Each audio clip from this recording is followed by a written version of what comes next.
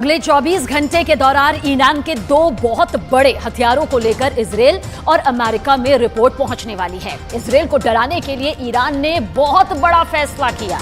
Iran ने दरअसल दो बहुत ही खतरनाक खौफनाक वेपन सिस्टम को अब तक छुपा कर रखा हुआ था, लेकिन अचानक उन्हें सामने लाकर ईरान ने अपना इरादा साफ कर दिया।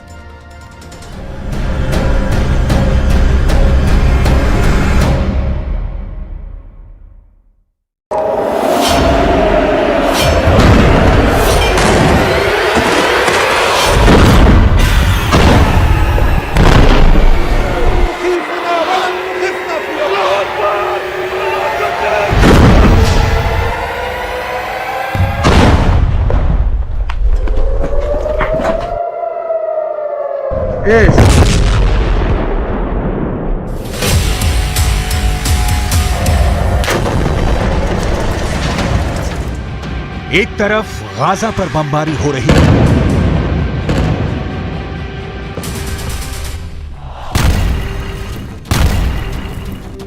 दूसरी तरफ ईरान के सुप्रीम लीडर अली खामनेई के दौरे ने इजरायल को खौफ से भर दिया है। एक तरफ इजरायल पर बम गिर रहा है, दूसरी तरफ ईरान से आई इन तस्वीरों ने नेतन्याहू की सेना का दिल बैठा दिया है। एक तरफ गाजा से उठता धूल और बारूदी धमाके का धुआं है, दूसरी तरफ तेहरान का हाई प्रोफाइल अड्डा है जिस पर इजरायल से लेकर अमेरिका तक सबकी नजरें हैं। इस अड्डे में क्या है, उससे पहले गुस्से से उबलता हुआ पश्चिम एशिया देख लीजिए। ये ईरान की राजधानी तेहरान है। इजरायल का झंडा जलाया जा रहा है। गाजा में बमबारी, करीब 13,000 लोगों की मौत और इनमें 5,000 बच्चों की लाशों को देखकर पूरा पश्चिम एशिया एक बड़े युद्ध की तरफ बढ़ता हुआ नजर आ रहा है।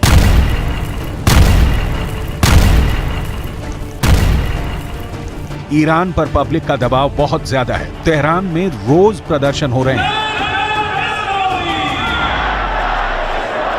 यही वजह है कि ईरान के सुप्रीम लीडर अली खामनेई को उस अड्डे पर जाना पड़ा जहां ईरान के सबसे खतरनाक हथियार रखे गए हैं।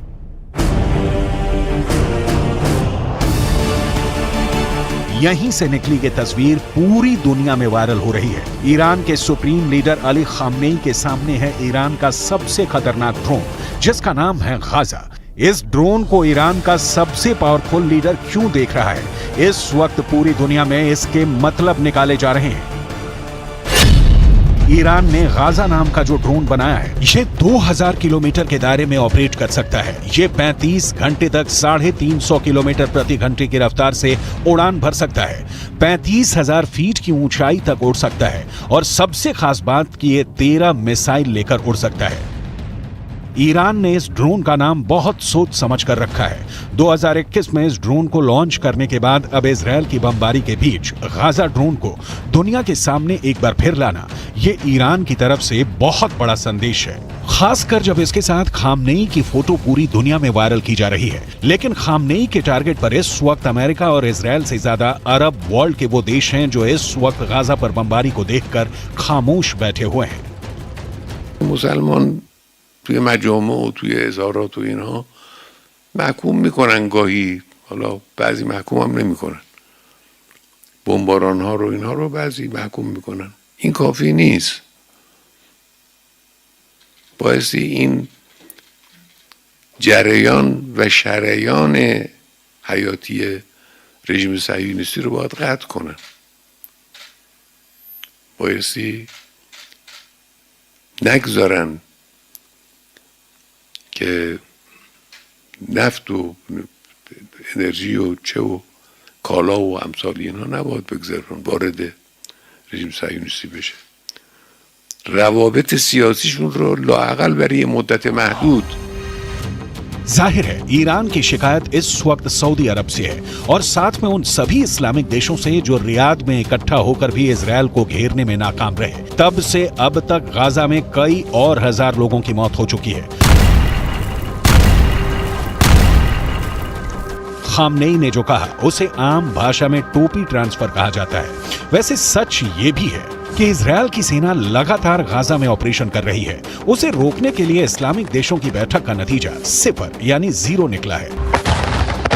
لابد أن ننتقل إلى وقف إطلاق النار فورا، لابد أن تدخل المواد الإغاثية والمساعدات فورا، لابد أن نتجنب مزيد من القتل والإيذاء للمدنيين، ورأينا أعداد مهولة من المدنيين تسقط حتى الآن، ولا زالنا أمام تطورات خطيرة وأزمة إنسانية بل كارثة إنسانية خارقة تستوجب تحرك دولي فاعل للتعامل معها इस बीच इजरायल और अमेरिका को बड़ी चुनौती 4 एच से मिल रही है। ये चारों एच इजरायल और अमेरिका के लिए बहुत बड़ा खतरा बन चुके हैं। इन चारों एच के बारे में बहुत गौर से समझिएगा, क्योंकि इन चारों एच को ईरान का पूरा समर्थन है। एच से हमास, एच से हिजबुल्लाह यानी लेबनान का मिलिशिया, एच से इराक का मिलिशिया हश्द अल शाबी, एच से हूथी यानी यमन का विद्रोही गुट। इस वक्त लेबनान और इजरायल के बॉर्डर पर ऐसा युद्ध चल रहा है कि गाजा में हो रहे हमले छोटे लगेंगे। ये इजरायल के कब्जे वाले इलाके में उसकी सेना के अड्डे की हालत है। यहां पर हिजबुल्लाह ने अपनी बुरकान मिसाइल से हमला किया। रिपोर्ट है कि हिजबुल्लाह ने इजरायल के ठिकानों पर 4 बुरकान मिसाइलें दागी और उसके बाद यहां की हालत देखिए।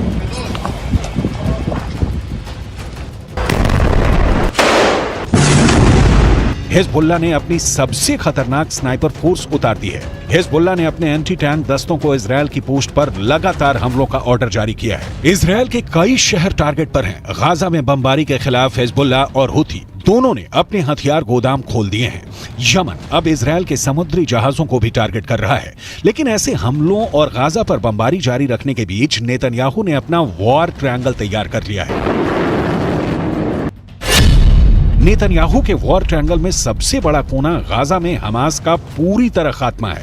नेतन्याहू के वॉर ट्रायंगल में दूसरा बड़ा कोना लेबनान में हिजबुल्लाह का अंत है, जबकि नेतन्याहू के वॉर ट्रायंगल का तीसरा सबसे खतरनाक कोना है सीरिया, जहां से इराक का मिलिशिया हश्द अल शाबी इजरायल के बॉर्डर तक पहुंच सकता है। यही वजह है कि सीरिया पर इजरायल के एयरफोर्स ने हमले तेज कर दिए हैं। ये तीनों जगह इजरायल के बॉर्डर से लगी हुई हैं और इजरायल इन्हें अपने खिलाफ सबसे बड़ा खतरा मानता है। इस वक्त पश्चिम एशिया में जो भी हो रहा है वो 2 कैंपों के बीच चल रहा है। एक तरफ है इजरायल और अमेरिका और दूसरी तरफ है ईरान और उसके साथी मिलिशिया। जहान در برابر آمریکا متحد است.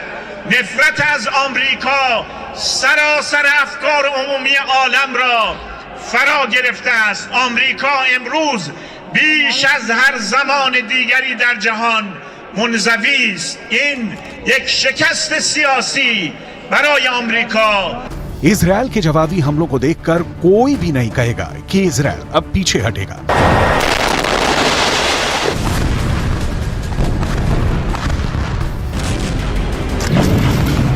उसके रास्ते में जो आएगा इजरायल अब उसे मिटाना चाहता है, फिर चाहे वो हमास हो, हिजबुल्लाह हो, यमन हो या फिर ईरान।